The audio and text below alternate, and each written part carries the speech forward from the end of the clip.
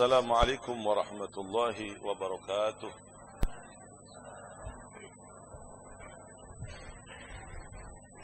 Alhamdulillah. Alhamdulillah Rabbil Alamin. Wassalatu wassalamu ala sayyidil mursalin wa ala alihi wa sahbihi ajma'in. Subhanaka la ilma lana illa ma 'allamtana innaka anta alimun hakim. Wa sallallahu ala sayyidina Muhammadin nabiyyi ummi wa ala alihi wa sahbihi wasallam. Alhamdulillah rabbil alamin. Alhamdulillah, di mana pada malam ini rutinitas Majlis Ta'lim Al-Fatah cabang Bati-Bati berada di Pondok Pesantren Raudatul Muhibbin yang dipimpin oleh Tuan Guru Hamidan.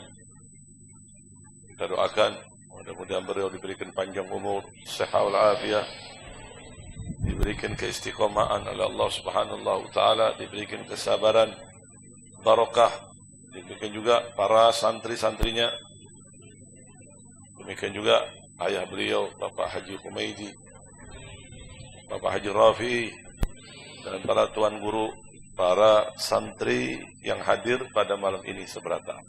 Amin ya rabbal alamin. Tibalah kepada bab di mana bab ini penting, di mana Allah Ta'ala jadikan Nabi Muhammad ini sebagai suri toladan buat diri kita seberataan. Ada hak-hak yang penting perlu kita seberataan ketahui,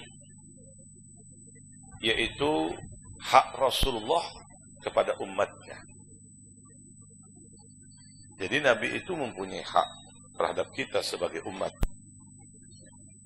Coba menghadapnya ke sini. Nah, di situ. Nah, cuman pian berdua, jangan ada ke situ, ada ke sini. Ya.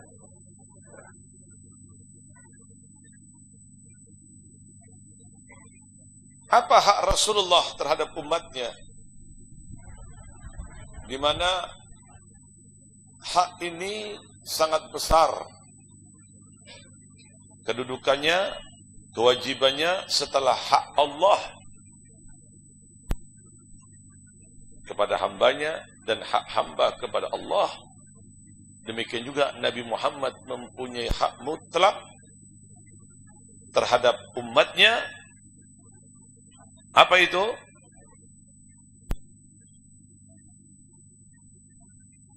Wa min haqqi sallallahu alaihi wasallam alaihim al-mutaba'atu li sunnatihi wan nasru li dinihi wad-dabu an syariatihi.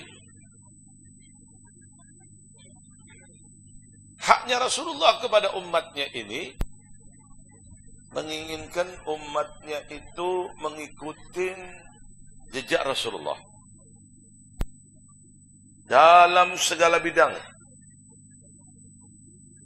baik budi pekerti Nabi, cara mengamalkan ilmunya, demikian juga yang lainnya. Karena itu semua akan sampai kepada Allah, karena itu semua menyebabkan seorang hamba dicintai oleh Allah Subhanahu wa taala. Demikian pula wa nasru lidinihi wad-dabu an syariatihi, menyebarkan agama ini, menghidupkan syariah, hukum-hukum Allah. Artinya meneruskan apa yang telah dilakukan oleh Rasulullah sallallahu alaihi wasallam. Tentunya mengikuti jejak Nabi ini dimulai dari bertahap, step by step. Mulai dari tahapan pertama, ke tahapan yang kedua, ke tahapan yang ketiga, sampai kesempurnaan mengikuti jejak Rasulullah SAW. Karena tidak akan mungkin seseorang itu bisa dekat dengan Allah kalau tidak melalui pintu cinta umat terhadap Nabi Muhammad SAW. Dan alamat untuk mencintai Rasulullah itu menghidupkan syariahnya, meneruskan misinya, dan mencintai keluarganya. Walaupun polemik di zaman yang penuh dengan fitnah ini, hanya satu orang yang sok-sok sebagai nasabah, sok-sok menjadi ahli nasab, padahal aturan seberataan itu dilanggarnya. Aturan nasabah itu ada aturannya. Untuk menasabkan seseorang itu ada aturannya. Ada aturan-aturan tertentu yang ditentukan oleh orang-orang ahli nasab. Tidak ada satupun yang ingkar dari keturunan Abdullah bin Ahmad bin Isa atau dikenal Ahmad Muhajir ini, kecuali Wahabi dan Syiah. Dan itu sudah terbukti. Bagaimanakah Imaduddin pada saat menyatakan yang membatalkan pula ada Syekh Muqbil. Nah, kata, kalian tahu siapa Syekh Muqbil itu? Syekh Muqbil itu tokoh Wahabi.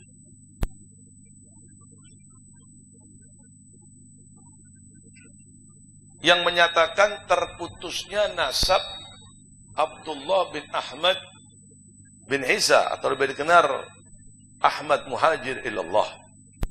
Itu Syekh Muqbil itu tokoh Wahabi yang berseberangan dengan kita.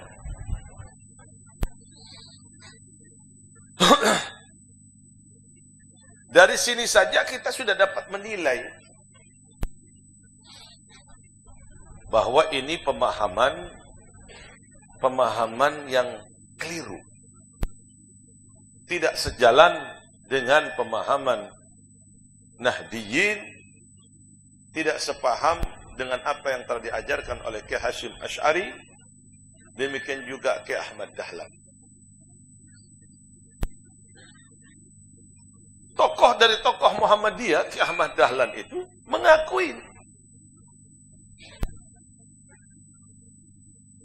kalau habaib yang disebutkan di situ Alawiyin adalah Habib Ali Kuitang dengan Habib Saleh Tanggul, itu adalah Alawiyin dari keluarga Nabi Muhammad SAW. Jadi kita tidak usah ikut-ikutan. Umpat apa yang diajarkan oleh Tuan Guru sekumpul, selesai. Beliau orang wali min auliyaillah. Beliau orang alim Tuan Guru sekumpul. Kalau ini tidak benar, kalau memang terputus, Tuan Guru akan ngomong. Pembacaan kitab yang ulun bacakan dikatakan palsu. Kok bisa ada kitab palsu? Dibilang abad kelima itu kadada bohong. Inilah orang yang sok-sok nasabah, sok-sok orang ahli nasab, padahal dia bukan orang ahli sejarah. Makanya banyak para ulama malas mengomentari karena ini orang nggak bisa baca kitab, nggak ngerti banyak bahasa Arab ini orang ini. Nah disinilah kita ini tidak usah bingung, nggak usah. Ulama seluruh dunia ini, mulai dari pertama sampai sekarang ahli sunnah wal jamaah itu tidak ada yang ingkar nasabnya Abdullah bin Ahmad Muhajir kadada. Yang jelas kadada. Cuman Wahabi, ada sebagian kecil yang berbeda. Ya ada, itu Wahabi, itu lain pemahaman dengan kita. Jangankan para habaib, Syekh Mukbil itu pernah memberikan fatwa untuk membongkar kuburan Nabi yang ada di Madinah. Nah, kita ini jangan terpancing di dalamnya. Sudah ikutin aja apa yang diajarkan oleh Tuan Guru Sepupu. Itu sudah benar.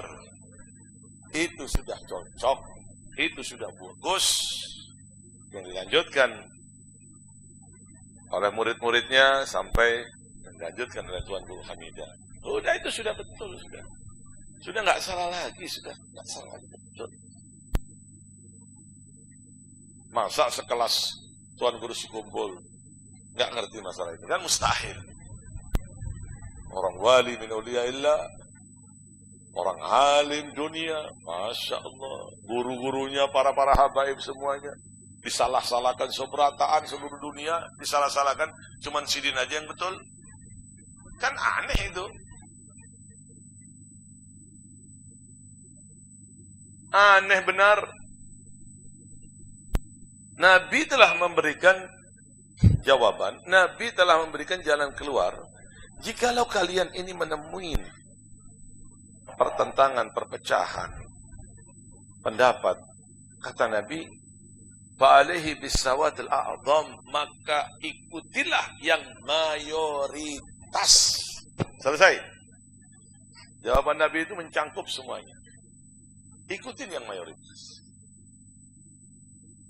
Jadi nggak usah pusing-pusing, nggak usah. Walaupun duriyat, walaupun habaib juga, beli solar bayar juga. Walaupun habaib juga, masuk ke PLN bayar listrik, bayar juga. Ya, nah bayar juga. Walaupun habaib juga, ke bandara beli juga tiket, pakai duit juga. Memang kalau habaib balas. Oh, belum, habib sudah selesai. Udah nggak usah bayar, begitu. Kedada. Hukum sama dalam hukum, naungan hukum Allah. Mau itu habib, bukan habib, kalau melakukan kesalahan pasti berdoa, bahkan double lagi. Cuman diperintahkan untuk mentakdirkan dan mencintai. Ini perintah Allah, bukan perintah Allah. Allah salah. Perintah Allah. Qul as'alukum alaihi ajran illa mawaddata fil qurba. Katakan Muhammad kepada mereka, bahwa engkau tidak minta sesuatu atas dakwamu, cuman menginginkan agar kalian itu mencintai keluarga. Mencintai keluarga Nabi Muhammad sallallahu. Jadi supaya barokah, jangan umpat-umpatan, jangan. Yang ditakutkan mati su'ul khatimah. A'udzubillah. Karena ini yang dibatalkan bukan hanya habaib yang hidup, orang wali semuanya. Ini aja Rafi'i tahu gimana di Hadramut.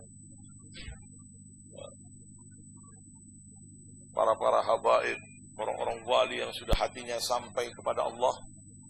Hatinya sudah sampai kepada Allah, dilaknat. Hasbunallah wa ni'mal wakil. Astagfirullahaladzim. Ulun aja ada tuan guru nggak berani. Betul. Takdiman, ulun hormat, ulun betul. Pernah satu hari, ini Nafis mungkin tahu.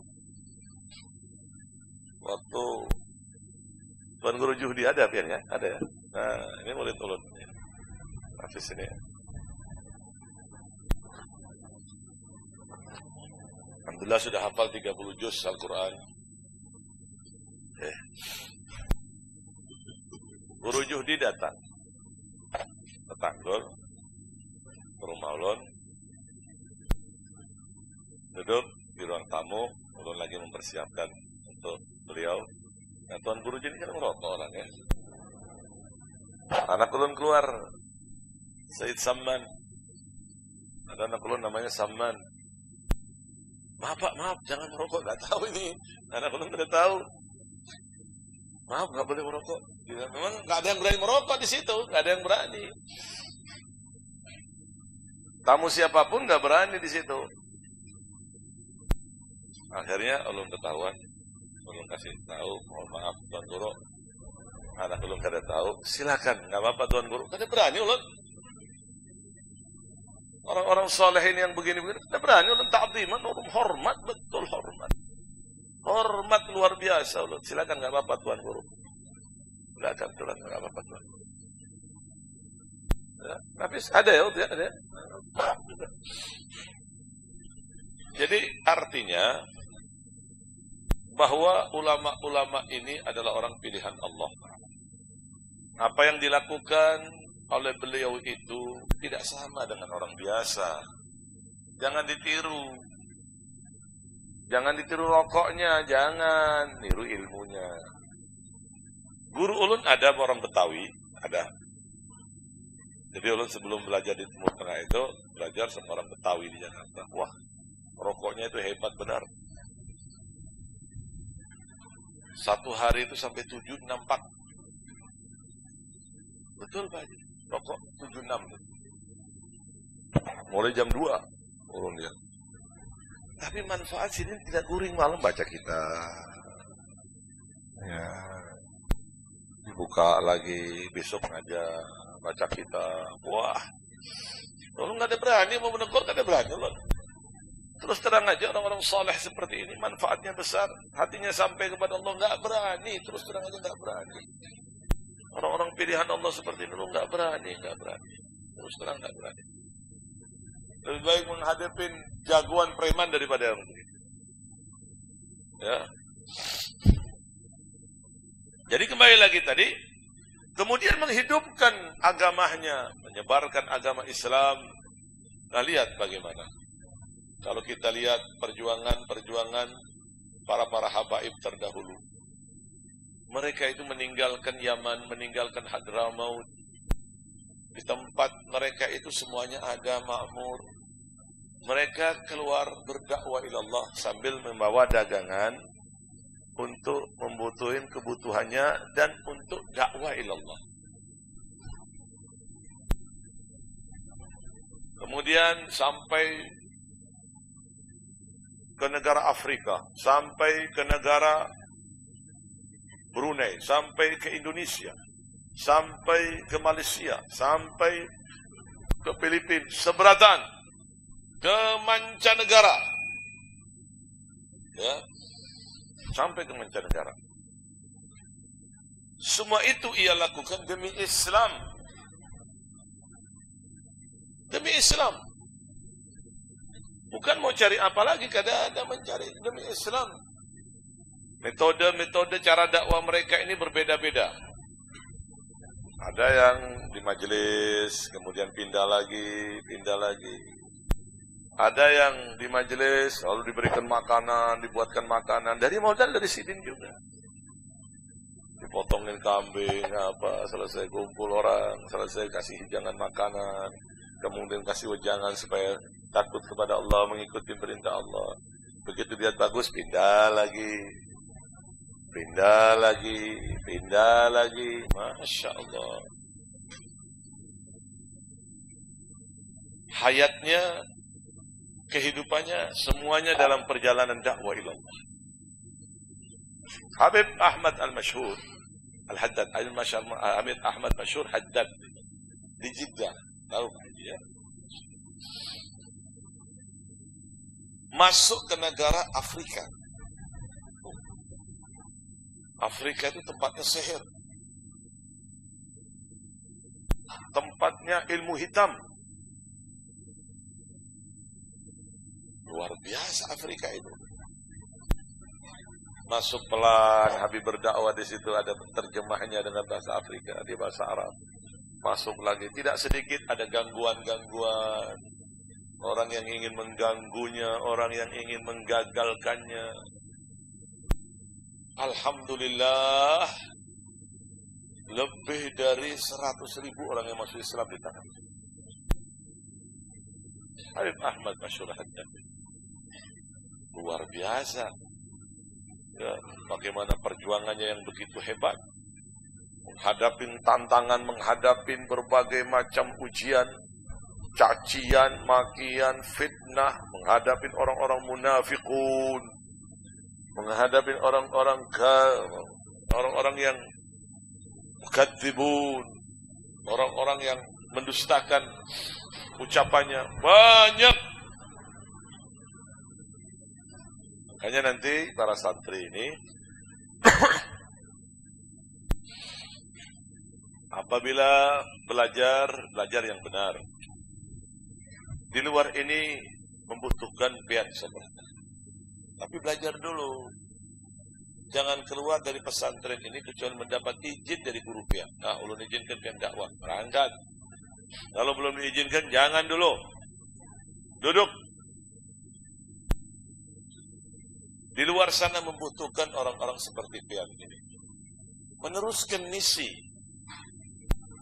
Dunia ini akan terus berganti orangnya. Terus akan berganti. Pian harus menjadi seorang pedai yang tangguh. Jangan hanya sedikit dicaci maki aja sudah berubah. Itu pasti pian akan dicaci, itu pasti.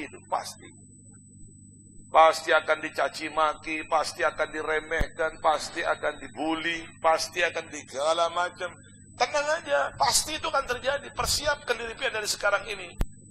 Makanya di pesantren ini dididik segalanya.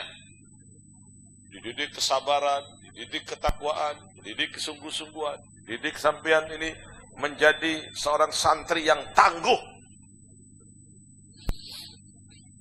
Apabila ada kesalahan pian dihukum oleh guru, itu supaya pian menjadi manusia yang tangguh. Suruh mengerjakan hafalan supaya menjadi orang yang tangguh. Alim, dai, menyelamatkan umat ini. Hancur Indonesia ini kalau tidak ada para guru, tidak ada para habaib, tidak ada orang yang alim-alim, hancur Indonesia ini, hancur. Dan sekarang ini sudah mulai diambang kehancuran. Makanya belajar yang betul. Belajar yang betul. Yang sabar. Ilmu itu didapatkan tidak seperti pian memakan kurma instan saat itu juga pian makan, tidak seperti itu. Ilmu itu didapatkan dengan kehidupan yang sedikit kesulitan. Di pesantren ini kan semuanya dibatasi. Ya. Goreng dibatasi, makannya dibatasi. Ya, jangan setiap mau belajar duduk dulu makan Indomie dulu, kenyang dulu, baru belajar. Nggak boleh. Aturan-aturan di dalamnya ikutin. Apa yang diterapkan oleh Tuan Guru Hamidan, umpat pian, umpat aja. Umpat apa yang diajarkan Tuan Guru Hamidan. Kalau sudah perut itu kenyang, guring banyak. Kalau sudah perut kenyang, guring banyak, hafalan susah. Malas jadinya. Ini baru-baru aja seperti ini. Dulunya tidak ada seperti pian juga. Betul. Kalau masih datang baru-baru kenemuin Tuan Guru sekumpul waktu itu, kalau tak salah itu tahun 2004 atau 2005, lupa. Waktu ketemu dengan Tuan Guru sekumpul waktu itu. Nah, badan masih kecil aja. Artinya ilmu itu masuk. Kalau sudah pian gak masuk ilmu, sudah kebuka, itu gak masalah. Mau santai, mau baca, semuanya sudah ada. Semuanya sudah masuk dalam hati pian, memori sudah melekat semuanya. Tapi kalau permulaan, harus sabar, harus sungguh-sungguh, harus ikhlas. Ya. Kembali lagi bahwa mengikuti atau tidak bi Rasulillah itu, mengikuti Rasulullah itu sampai kepada Allah. Pintu seberatan tertutup kecuali pintu yang dilakukan atau pintu yang dilalui oleh Rasulullah SAW. Artinya ajaran yang dilalui oleh Rasulullah SAW. Turunnya ayat ini sudah menjelaskan qul in kuntum tuhibbunallah fattabi'uni yuhibbukumullah wa yaghfir lakum dzunubakum. Qul dimulai dari fi'il amr. Qul in kuntum tuhibbunallah, katakan ya Muhammad kalau mereka mencintai Allah, fattabi'uni, ikuti dirimu ya. Jadi orang-orang dahulu itu yang mengaku cinta kepada Allah Ta'ala, tapi aturannya tidak mengikuti jejak Rasulullah. Tidak sampai kepada Allah yang demikian. Makanya turun ayat ini menekankan, turun ayat ini menjelaskan, turun ayat ini mengikat kita seberataan untuk mengikuti Rasulullah Sallallahu Alaihi Wasallam. Qul in kuntum tuhibbunallaha fattabi'uni, ikutin dirimu ya Muhammad. Ikutin akhlak Nabi, ikutin cara pengamalan ilmu Nabi. Karena Nabi Muhammad ini bukan hanya menyebarkan Islam supaya bertauhid kepada Allah, menyebarkan Islam supaya mengakui kitab-kitab yang turun dari Allah Ta'ala, demikian juga supaya mengakui, mempercayai dengan datangnya hari akhir, yakni hari kiamat. Nabi Muhammad ini pula dijadikan oleh Allah Ta'ala sebagai suri tauladan, contoh yang baik agar kita ini mencontoh Nabi Muhammad, tidak mencontoh Fir'aun dan kelompok-kelompok Fir'aun.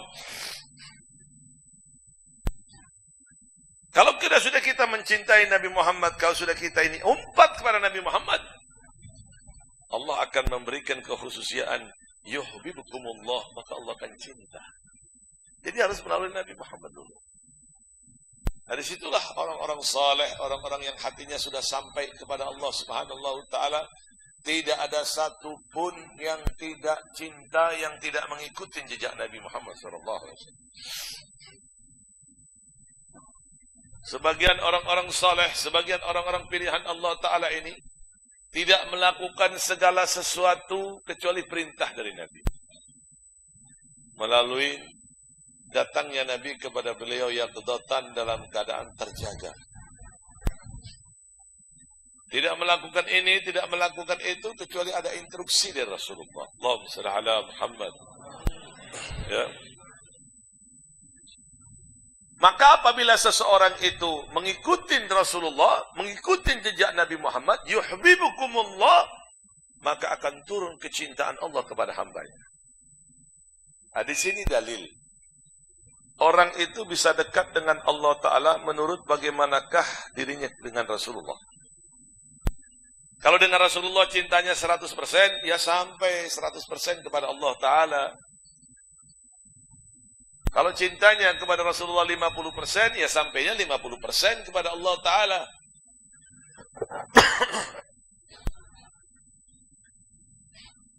Kalau sampainya umpamanya kepada Nabi Muhammad itu 60%, ya 60% sampai kepada Allah. Jadi sampai kepada Allah Ta'ala itu menurut bagaimanakah sampainya kepada Rasulullah Sallallahu Alaihi Wasallam.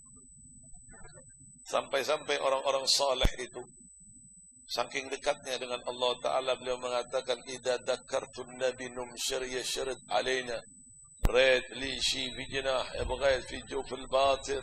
Kalau aku ingin tidur, ya pada saat ngantuk yang begitu dahsyat, mau guringan, tiba-tiba teringat Nabi, hilang ngantuknya, hilang rasa guringnya. Masya Allah, Allahumma shalli ala Muhammad.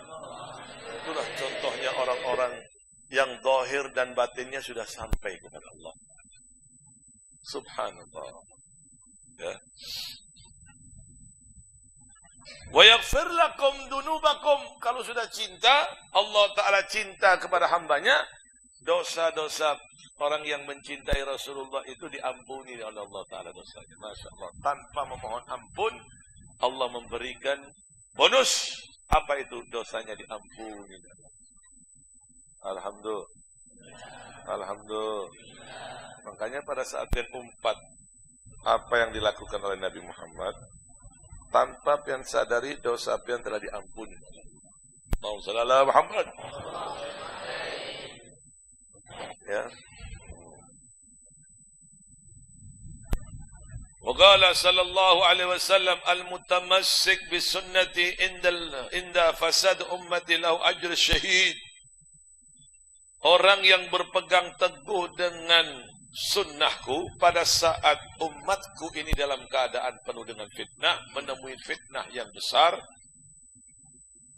ya, menemui fitnah yang besar, begitu ya, atau rusak pada saat umatku dalam keadaan rusak, dalam keadaan menemui fitnah yang besar, lahu ajr syahid, maka dia akan mendapatkan pahalanya syahid, pahalanya orang yang mati syahid.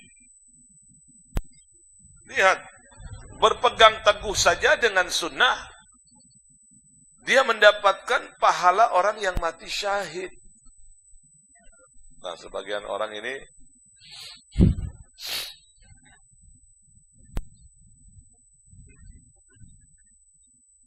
mengartikan dengan artian yang keliru. Kalau begitu nggak usah jihad aja, ngapain pian mau jihad? Cukup pian melakukan sunnah, nah sudah mendapatkan pahala syahid. Orang-orang yang bungul di luar kadang-kadang nggak ngerti mana itu. Syahid itu kan macam-macam.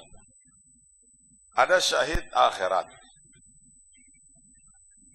Syahid akhirat itu seperti orang yang mati ahli ibadah, mati belajar ilmu agama, matinya melahirkan semasa hidupnya orang ibadah kepada Allah. Ya, orang yang matinya tenggelam semasa hidupnya ibadah kepada Allah. Orang yang matinya terbakar tubuhnya semasa hidupnya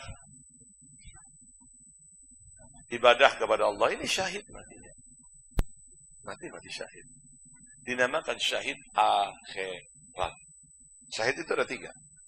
Ini pertama syahid akhirat. Ada syahid yang namanya syahid dunia. Syahid dunia itu berperang melawan orang kafir, tapi tujuannya bukan karena Allah, karena dunia. Supaya dia bisa mengambil harta rampasan, supaya dia bisa mengambil harta peninggalan. Dia berperang bukan karena Allah, tapi karena Nah, matinya dia itu mati syahid, tapi syahid dunia.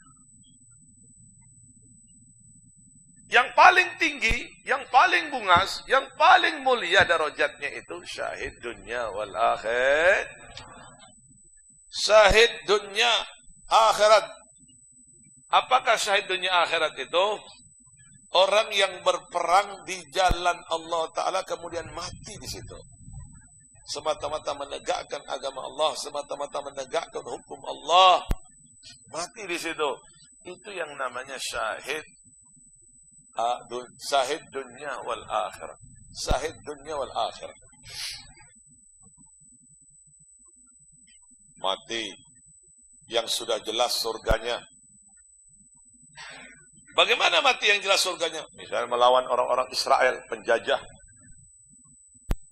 Mati orang tersebut membela Palestina. Nah, menghadapi Israel kan sudah jelas, kafirnya jelas, surganya yang mati jelas. Ini namanya syahid dunia wal akhir. Itu dalam berfikir tadi, ikna itu ada itu. Fisija, ikna, subhatul zubat, dan dalam fikir mu'tabarah yang lainnya. Ada, bukan tidak ada. Ya. Bukan tidak ada itu. Bagaimana hukumnya syahid dunia wal akhirat ini? Kalau syahid akhirat, biasa. Dimandikan, dikafani, ya seperti biasa. Ya. Kalau syahid dunia bagaimana? Syahid dunia itu dia tidak dimandikan. Dimandikan kalau tidak salah, lupa ulun itu. Syahid dunia itu. Ya, kalau menceritakan sedikit. Seperti itu ya. Urusannya dengan Allah kelak. Karena dia urusannya berperang karena dunia, bukan karena Allah Subhanahu wa ta'ala. Ya. Yang ketiga ini syahid dunia wal akhirat, tidak dimandikan. Nggak boleh dimandikan. Makanya orang-orang yang mati di Gaza itu nggak dimandikan. Itu syahid dunia akhirat. Nggak disolatin. Langsung dikubur dengan pakaiannya. Kalau ada kafan-kafan, kada ada, langsung aja ditutup aja, memakai selimut, ya apakah? Tapi orang-orang Gaza itu langsung dikubur, nggak usah dipandi. Itu syahid dunia akhirat. Ya. Nah, itulah yang dinamakan syahid dunia wal akhirat. Dinamakan syahid dunia akhirat karena Allah dan Rasulnya menjadi saksi bahwa amalan-amalan yang ia lakukan semata-mata karena Allah, mengharapkan keridhaan Allah.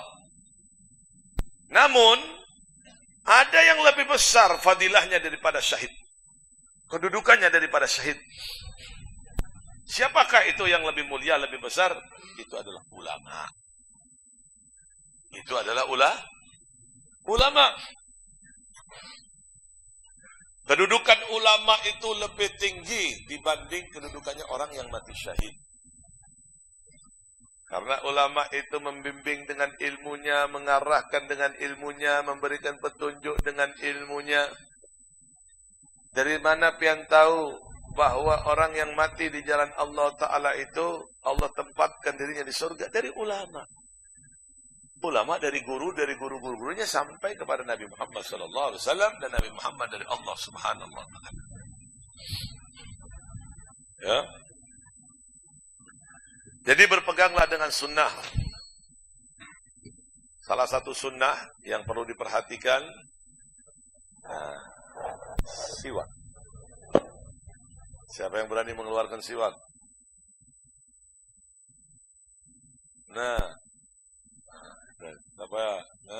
Ini sunnah. Siwak ini sunnah. Jangan pian anggap remeh ini siwak ini.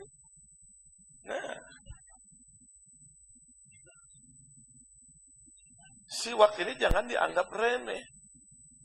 Pelajar itu seharusnya tidak boleh pisah dengan siwak. Pian tahu manfaatnya siwak? Kira-kira mau tahu tidak?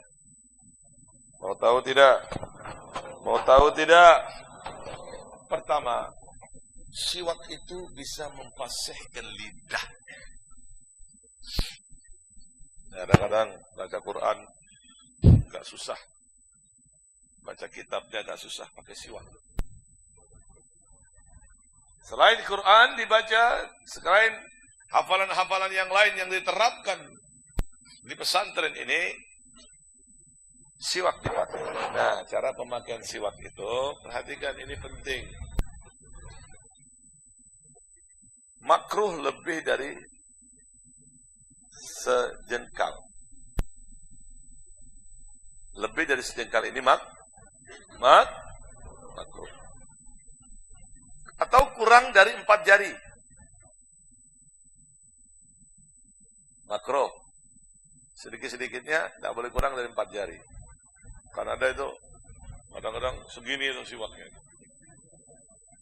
Itu bukan siwak, kapsul herbal itu. Nah,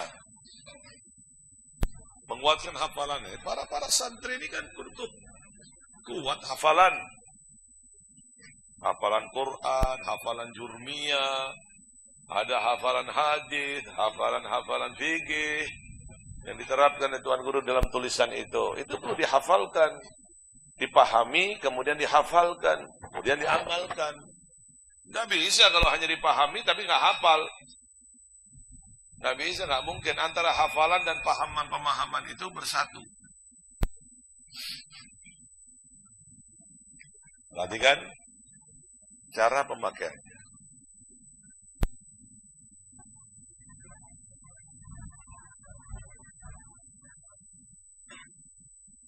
Ya, cara pemakaiannya. Haji Rafi'i. Ini jari manisnya masuk ini. Nah, ini Pak Haji.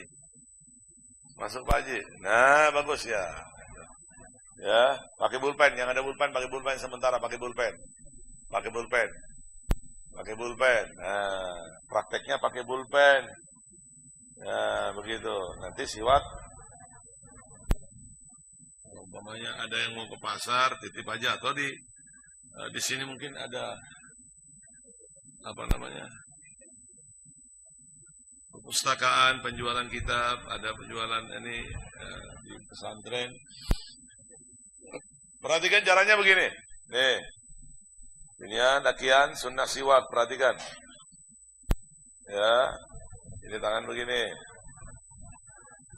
Kemudian perhatikan. Nah, persis huruf 8 Inggris. Huruf 8 Inggris. Huruf 8. Tahu kan huruf 8? Jadi dimulai dari atas. Nah, kemudian kanan dulu. Nah. Ke bawah. Masuk lagi. Tarik ke atas. Nah. Ya, kemudian masuk ke sini. Tarik lagi. Naik ke atas. 3 kali kanan, 3 kali kiri. Nah, kalau dicepatkan jadi begini jadinya. Nah. Paham tidak? Jelas tidak? Perhatikan sekali lagi. Nah, kanan dulu. Nah. Wah. Kemudian sampai tengah naik ke atas. Nah. Wah. Tarik lagi. Nah. Ke atas. Nah. Kemudian cepatnya seperti huruf 8. Nah. Seperti huruf 8. Jelas tidak? Selesai itu baru di tengah. Dihisab. Jelas tidak? Ya tentunya kalau pian sebelum siwak itu gigi dibersihin dulu begitu. Mandi bersih, gigi yang bersih. Jangan nggak pernah pakai sikat. Wah, susah benar. Begitu tarik begini, innalillahi wa inna ilaihi raji'un. Sampahnya banyak benar, innalillahi wa inna ilaihi raji'un. Begitu kumpul di lidah, innalillahi wa inna ilaihi astagfirullahaladzim. Adzan ya? Adzan dulu.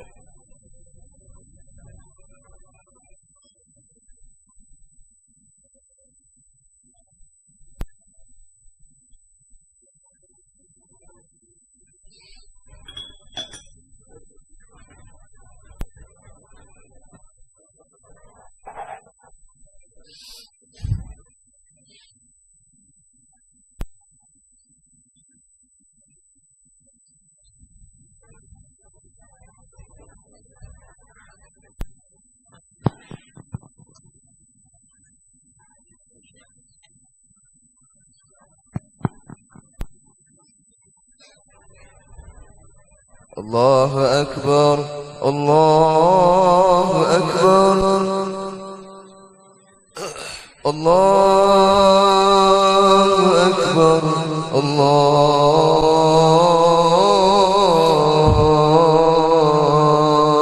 أكبر أشهد أن لا إله إلا الله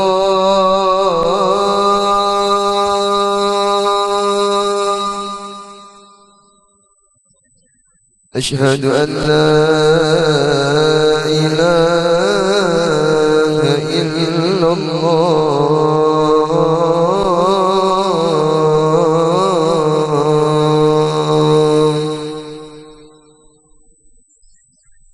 أشهد أن محمدا رسول الله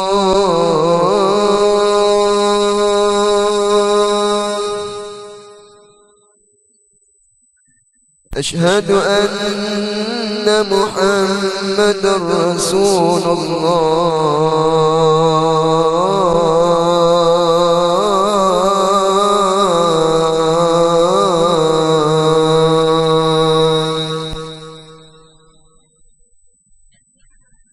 حي على الصلاة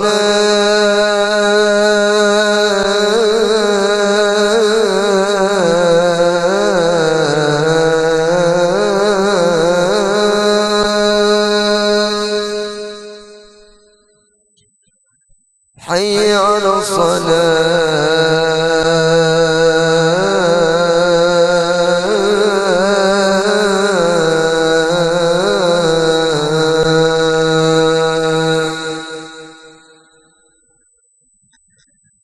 حي على الفلاح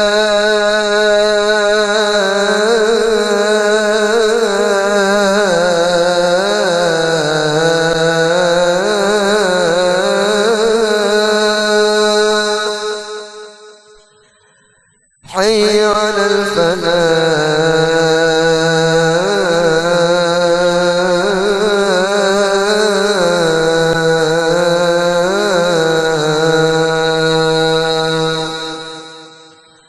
الله أكبر الله أكبر لا إله إلا الله.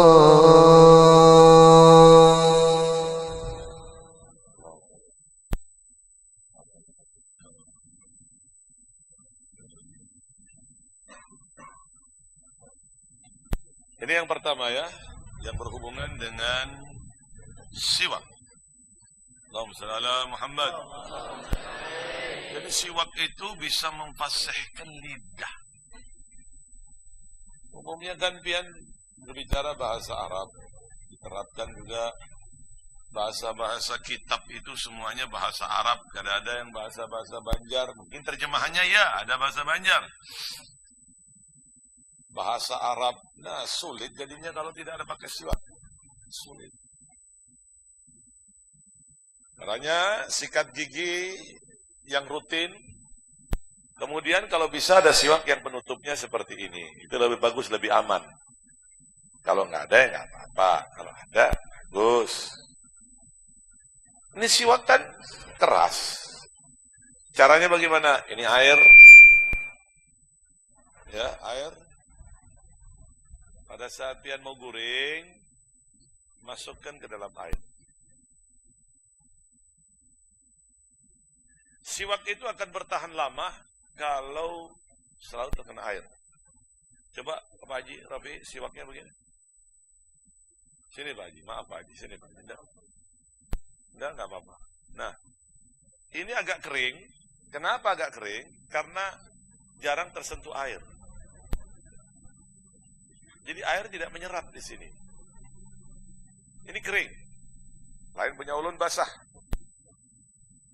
Seperti baru. Allahumma shalli ala Muhammad. Jadi caranya Pak Haji nanti semuanya ya.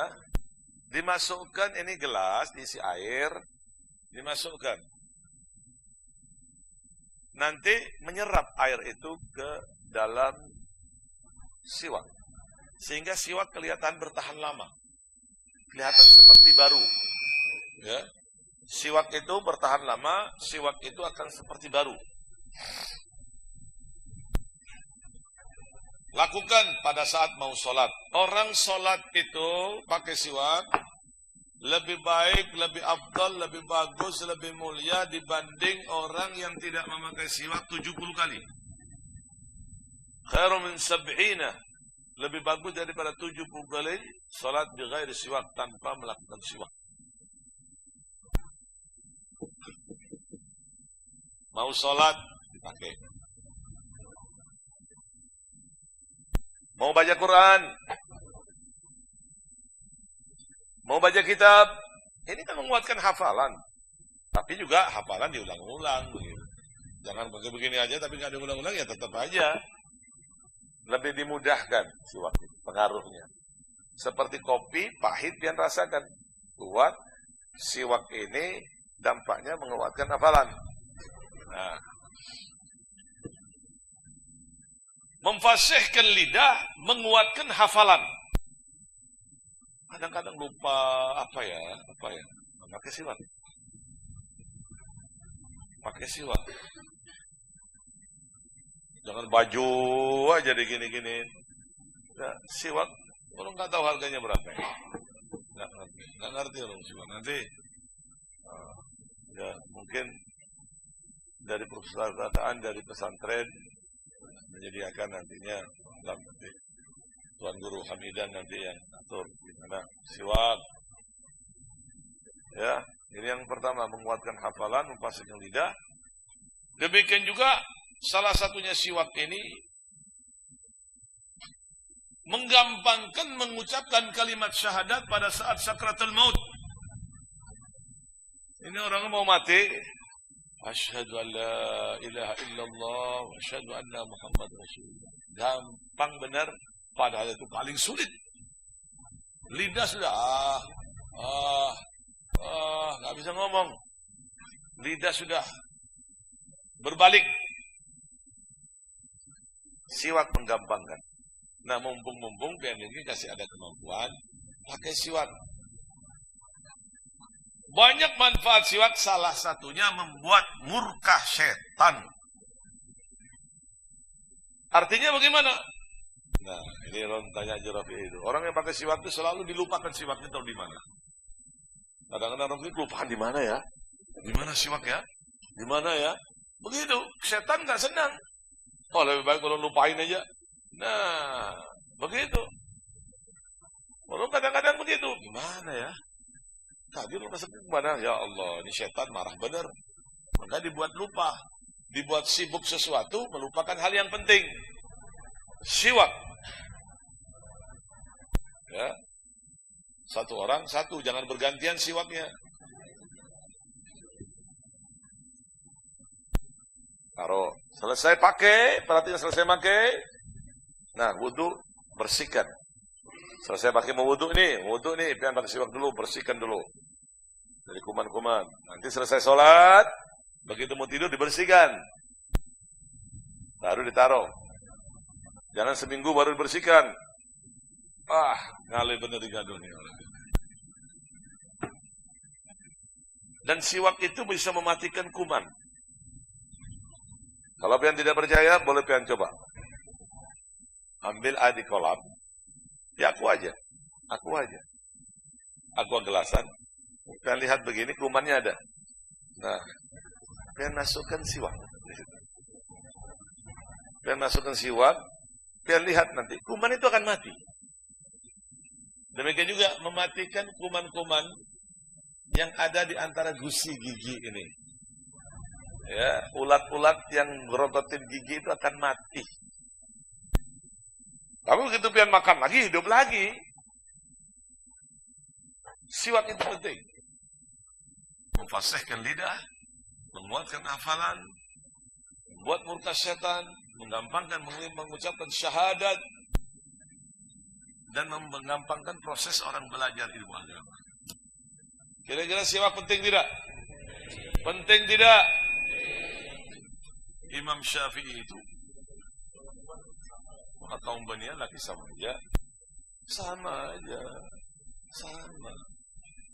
Selesai pakai, dibersihkan siwak itu, ditaruh di gelas. Selesai pakai ini, entar lagi nih pakai di kamar mandi lu bersihin. Mau pakai nanti sebelum buringan dibersihkan, taruh begitu.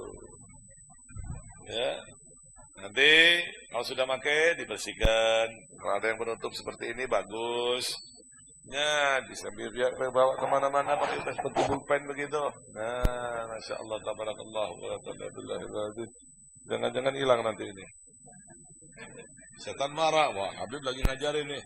Nah, lagi ngajarin, orang buat lupa aja nanti. Nah, ya siwak penting sekali untuk para pelajar.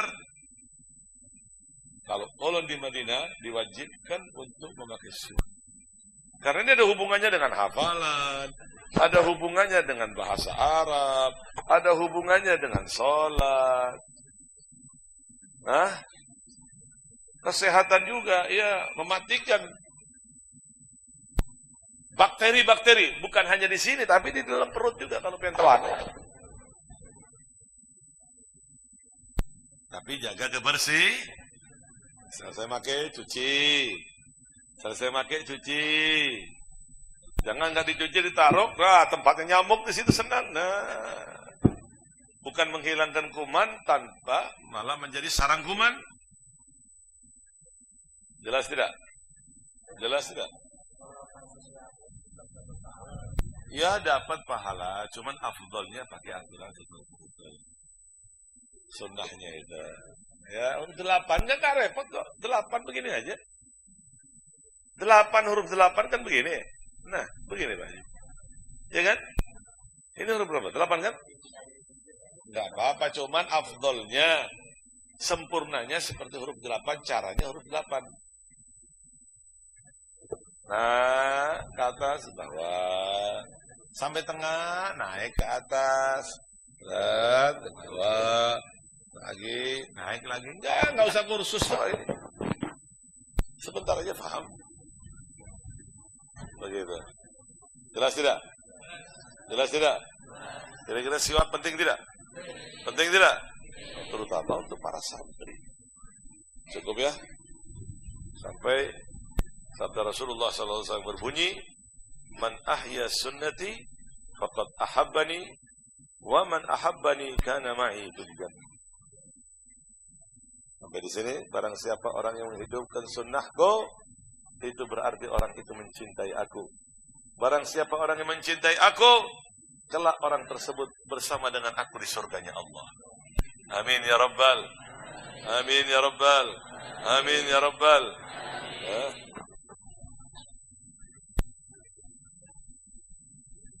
Cukup, mudah-mudahan bermanfaat wal barakah. Dan insyaallah ya, mudah-mudahan tidak ada halangan untuk jadwal selanjutnya tanggal 24 Agustus. Doakan tidak ada halangan ya. Doakan Allah sehat wal afiat, panjang umur, sehingga bahthul masail, pembahasan tentang ilmiah terus kita lakukan bersama-sama. Mudah-mudahan bermanfaat wal barakah. Mudah-mudahan Allah Ta'ala melindungi negara yang kita cintai, Indonesia. Jauhkan dari bala, dijauhkan dari musibah. Amin, amin ya Rabbal. Subhanaka Allahumma bihamdika asyhadu an la ilaha illa anta astaghfiruka wa atubu ilaik. Subhanaka Allahumma bihamdika asyhadu an la ilaha illa anta astaghfiruka wa atubu ilaik. Subhanaka Allahumma bihamdika asyhadu an la ilaha illa anta astaghfiruka wa atubu ilaik. Subhana rabbika rabbil izzati amma yasifun. Assalamu alal mursalin. Alhamdulillah rabbil alamin. Assalamualaikum warahmatullahi wabarakatuh. Ayah, selamat.